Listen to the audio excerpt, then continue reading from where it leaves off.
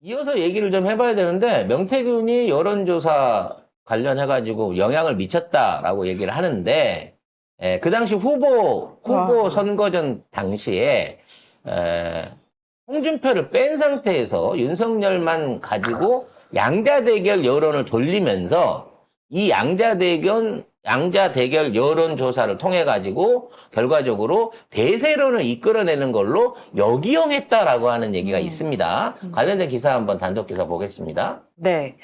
국민의힘 대선 후보가 확정되기 전인 2021년 2월부터 10월까지 미래한국연구소와 시사경남이 PNR의 양자 대결 조사를 총 27차례 의뢰를 했습니다. 그런데 이 가운데 9번 윤석열 후보만 보수 진영의 상대로 등장을 한 거죠. 그러니까 2021년 7월 말부터 8월 말에 이 홍준표 후보가 추격하면서 윤석열 대세론에 균열이 생겼던 요 시기 6차례 조사에서도 홍준표 후보는 빠진 상태로 조사를 벌였습니다. 그러니까 11번은 윤 후보는 이낙연, 이재명 두 후보와 가상 대결, 홍 후보는 이재명 후보와만 가상 대결을 붙였다는 겁니다. 그러니까 지금 홍준표가 윤석열보다 더 많이 나올 때도 의도적으로 양자 대결에서 홍준표를 제외를 시켜버리게 되면은 사람들은 양자 대결에 나오는 사람이 대세라고 인식을 하게 되잖아요. 그건 여론조사가 아니라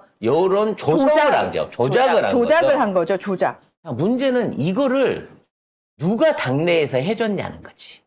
당 내에서. 왜냐면 이게 당 안에서든 당 밖에서든 이런 것들을 지시하고 받아주려고 하면 쩐이 필요하단 말이야. 머니투데이는 어차피 뻔히 저쪽에 국민의힘 언론인 건 알겠는데 왜 둘이서 회당 1,000만 원이 넘는 이 여론조사 비용을 대줘가면서 그와 관련한 이러한 여론조사 배경에다가 돈을 쓰고 이런 것들을 공표하고 이런 것들을 받아들이는 역할을 당내에서 누가 같이 했겠느냐는 거지. 근데 중요한 거는 홍준표는 나는 이해가 안 되는 게 홍준표는 명태균이 자기 사람인 줄 착각을 했잖아요. 그렇죠. 근데 양자 대결을 홍준표를 의도적으로 뺐다라는 걸 봤을 때 눈치를 챘었어야 되는 거 아닌가? 문제는 이게 홍준표는 당내에서 이루어지고 있는 상황이기 때문에 명태균이 움직일 거라고 생각을 못 한 거야. 그러니까 명태균이 양쪽에서 간을 보고 홍준표한테 명단을 받아서 윤석열을 위해서 여론 조작을 하고 있음에도 홍준표는 믿고 있었던 거지. 내 편으로. 그리고 계속 국짐이 그 얘기를 해요. 당시에 여론조사를 지속적으로 했지만 PNR이나 미래한국연구소에 돈을 준 적이 없다라고 우겨요. 그러면 당내 돈이 아닌 바깥쪽에서 누군가 엄청난 선거 자금을 대갖고 윤석열을 도왔다는 거지. 그러면 윤석열을 대통령으로 만들어야 했던 세력들이 있다는 거잖아요. 그의 돈을 댔던 세력들이 있다는 거예요. 왜? 지금까지의 어떤 성정으로 봤을 때 나는 이제 김건희, 최은순이 숨겨놓은 비자금으로 윤석열을 위한 이런 데다 돈을 썼겠다라고 아니요. 생각을 했더니 아니요. 이런 한 푼도 그런 데 쓰진 않았을 놈이야. 그러니까 최은순이나 김건희는 절대 윤석열을 위해서 돈을 쓸 사람들이 아니야. 그러면 그 돈을 누가 썼겠느냐는 거지. 의심 가는 거는 기득권 세력들 중에 어떤 그 수구 재벌이거나 의심이에요. SK나 뭐 이런 한화 같은 수구 재벌이거나 LG 같은 친윤석열계 옛날 주가 조작 같이 했던 그 김건희의 동업자들이거나 아니면 종교계 신천지나 어떤 통일교 이런 쪽에서 그 돈을 대지 않았나 싶은 생각이 든다는 거지. 근데 만약에 명태균이 아니다 나는 이거 충심으로 내 돈으로 한 거다. 그럴 만한 돈도 안 돼요. 왜냐하면 이게 실제적으로 전화를 돌리는데 일일이 그만큼 통화수를 확인을 해야 되고 사람들하고 통화를 해야 되고 거기에 대한 그러니까 통화 녹취와 이것들을 증거로 남겨야 이게 여론조사로 남기는 거기 때문에 안 해놓고 여론조사 했다고는 말을 못 해. 그러면 예를 들어서 10개 해놓고 나 1000개 했어는. 그게 안 된다니까. 그게 안 된다고? 그 통화한 거 시간대별로 녹취한 거 그 내용들을 다 증거로 남겨야 돼요. 남기는데 중요한 거는 어제 강혜경 씨 얘기 말 맞다나. 저기 그거 해가지고, 저 곱하기 2나 3을 해가지고 만들어. 그렇지. 만들 수 있는 거잖아. 그러니까 만들 수는 있는데 개수는, 전화 개수는. 개수는 일단 돌려야 되는 거고 안 돌렸어도 돌렸다고 증거를 해야 되는 거야. 그러니까 그 만들어라고 하는 거는 언론사나 선관위에다 신고를 할 수 없는 거예요. 왜냐면 그 요건에 충족되지 않아. 그 내부 열람용이고 비공개로 외부에다 풀어갖고 여론조작용으로 만드는 거고 머니투데이 같은 언론사에서 의뢰를 한 거면 실제적으로 뭐 응답률 5%라 그러면 2,000명 했다 그러면 10,000명의 전화를 돌려야 되는 거야. 그러면 우리 이게 그런 소문이 있었잖아요. 윤석열이 일본 측 자금을 받아서 선거를 치렀다, 뭐, 이런 소문도 있었잖아요. 그러니까 일본계 자금이면 통일교인데? 통일교밖에 없는 거예요, 사실은. 그래서 결과적으로 중요한 건 앞으로 이러한 여론 조작을 머니투데이와 PNR과 미래한국연구소가 했다 그러면 머니투데이한테 물어봐야지. 너 어디서 돈이 나서 2달 내내 선거 관련한 이런 여론조사를 꾸준히 하고 그걸 갖다가 공표를 했니? 니네 그렇게 돈 많아? 라고 물어봐야 된다는 거예요. 반드시 그 자금의 배후에 윤석열의 선거 조작에 가담한 세력이 연루가 돼 있다는 거고 명태균은 그걸 알고 있는 거죠. 명태균은 그걸 알고 있고 머니투데이도 알고 있다는 얘기잖아요. 그렇죠. 알고 있는 거죠. 근데 머니투데이한테 왜 아무도 질문 안 하고 머니투데이는 왜 이러고 모르셔야? 그러니까 내 말이 그 말이야. 이렇게 상식적으로 물어보면 돈에 대한 흐름을 따라가 보면 이게 어떠한 방식으로 이런 조작이 들어갔고 그 조작의 배우가 누구인지 공범이 누구인지 알 수 있거든. 근데 이런 얘기를 전혀 안 하는 게 문제라는 거죠. 야, 이런 얘기를 왜 안 해? 이게 이제 지금은 정신을 못 차려서 그럴 수 있는 거지만 이제 특검이 일어나게 되면 특히나 머니투데이에 관련된 자금 출처를 반드시 확인해 봐야 됩니다. 머니투데이 규모의 수억 원대의 여론조사 비용을 단독으로 언론사가 단독으로 지속적으로 이렇게 낼 수는 없다. 그 배후에는 반드시 검은 돈이 있다라는 생각을 해보게 됩니다. 자, 또 단독이긴 한데요. 아까 얘기했던 3개월이면 대통령 만든다. 이거 무슨 선거가 제일 쉬웠어요. 이런 것도 아니고, 3개월에 토익 700점도 아니고, 대통령도 3개월이면 된다고 했는데, 이 얘기를 자신있게 하면서 정치인들이 먼저 욕을 했다라고 얘기하면서, 나야 그냥 기술자야. 조작 기술자인 거고, 내가 의뢰받고 했지. 라고 핑계를 대고 있거든요. 관련한 기사 보겠습니다. 네, JTBC 단독 보도 내용입니다.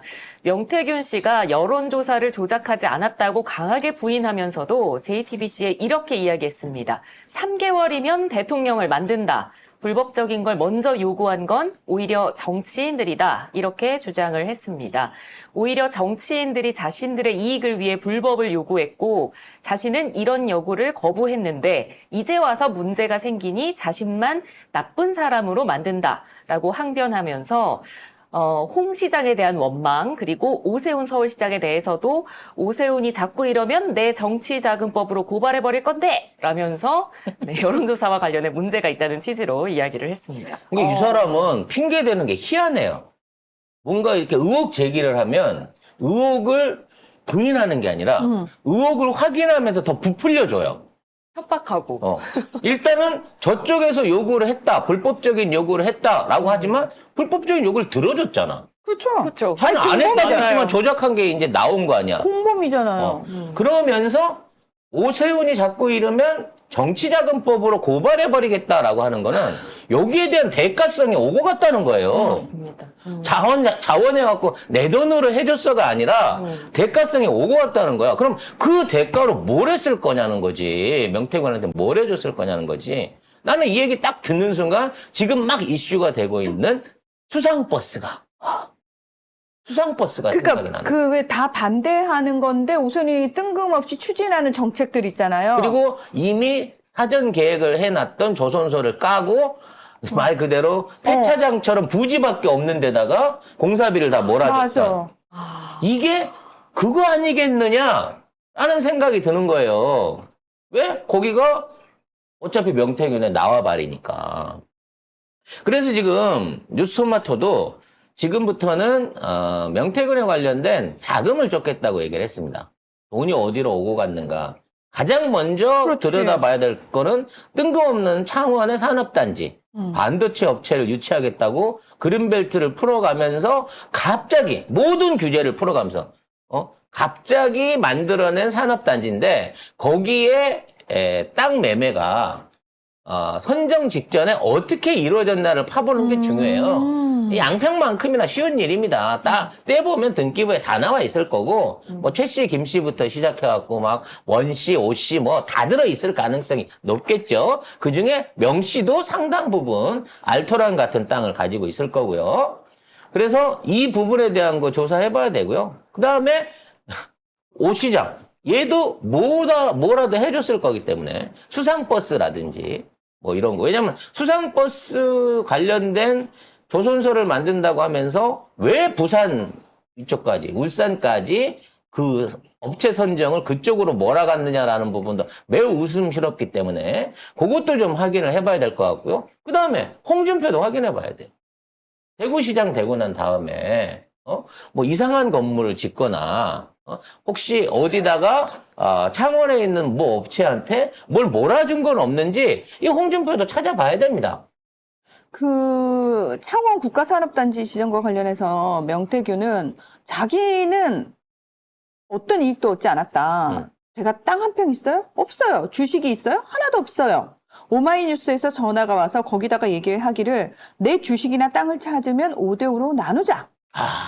그럼 남의 명의네요. 그러니까 네. 요거는 이거는 여기서 우리가 힌트를 얻어야 되는 게 뭐냐면 명태균은 내가 그럴 줄 알고 내 명의로는 주식이라든지 땅 한 평 안 사놨다 이거잖아요. 네, 하지만 한 단계만 건너가면 쉽게 찾습니다. 요즘 토지라고 하는 게 실명 거래가 원칙이기 때문에 국세청에서 자금 출처 조사만 하면요. 그 산단 잔지에 6개월에서 최소 6개월 전에 급하게 명의자가 바뀌거나 소유주가 바뀌었던 땅들을 조사해가지고 자금 출처 조사하면 금방 나와요. 어려운 일 아닙니다. 저한테 맡겨주면 제가 2달 안에 해결할 수 있어. 2달씩이나 걸려요? 아니, 등기부 등본은 다 떼봐야 되니까.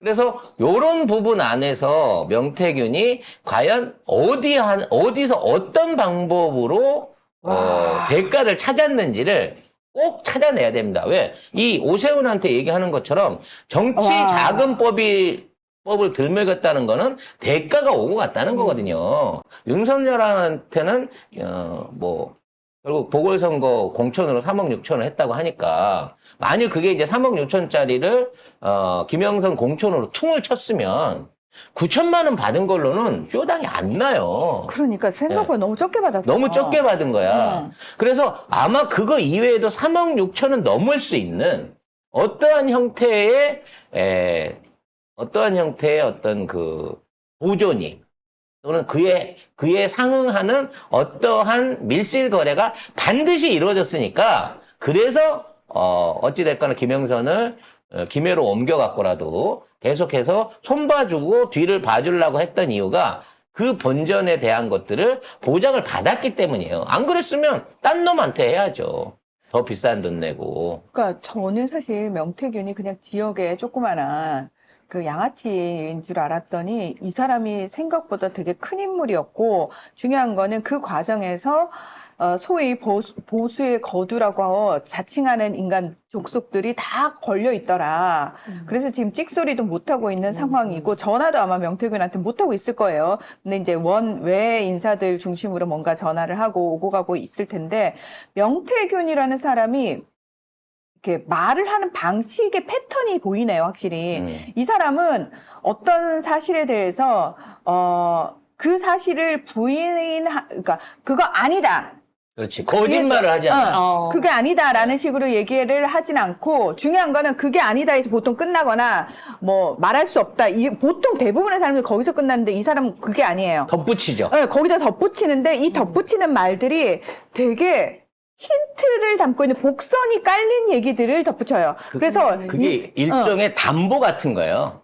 왜냐면 그 발언을 했을 때 상대가 움찔하면서 어떡하지? 얘를 더 건들면 안 되는데 라고 하면서 나를 구명해 줄 수밖에 없게끔 만드는 안 되는 겁니다. 거예요. 그러니까 이 사람이 지금 우리가 명태균이 얘기하는 거를 그냥 또라이 새끼 진짜 폭주하네 이렇게 볼 게 아니고 이 사람이 그 대상이 정해져 있잖아요. 구체적인 대상을 향해서 얘기를 하거든요. 이 사람은 불특정 다수를 상대로 얘기하지 않아요. 딱 대상을 찍어서 얘기를 하는데 그 사람을 얘기할 때 쓰는 중간에 있는 단어들을 우리가 유추를 잘해야 되는 거지.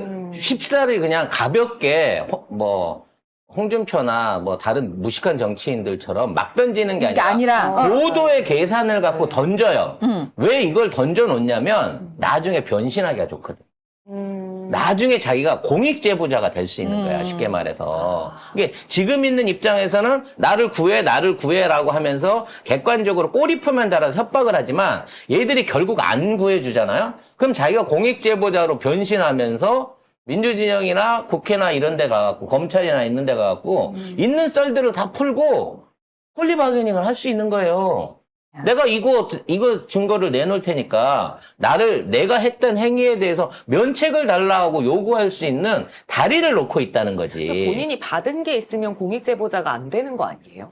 그러니까 받은 부분에 대한 금품에 대한 부분은 처벌을 받을 수 있는데 행위 자체를 꺼내 놓음으로 인해 가지고 형량을 줄일 수 있다는 거야. 감옥을 안 가겠다는 가벼워진다? 얘기가 아니야.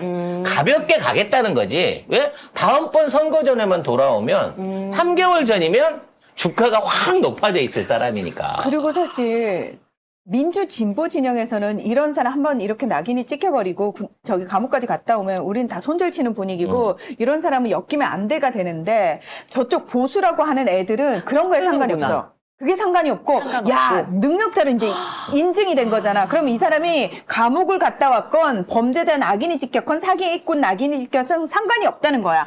다시 이 사람 손을 잡는다는 거지. 검찰이 주가 조작범을 잡아다 놓고 검사실에서 주가 조작을 시켰잖아요. 그러니까요.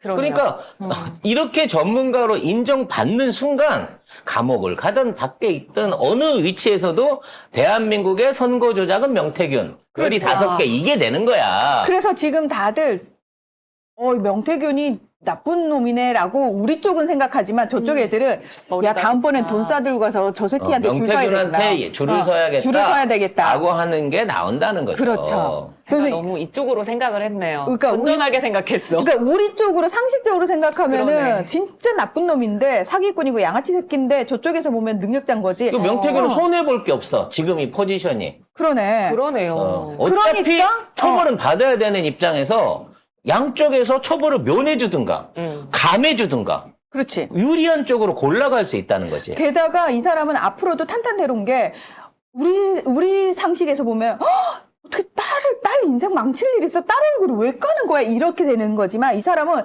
자신이 있는 거지. 내 딸 얼굴 까고도 나는 내 딸 눈엔 피눈물 나는 일 없게 나는 떵떵거리고 내 딸 잘 키울 거야 라는 자신감이 있는 거지. 그리고 아까 얘기한 것처럼 내 딸 얼굴 깠는데 네 딸 얼굴은 내가 모를까? 뭐 이런 얘기도 다시 한번 생각을 해보게 됩니다.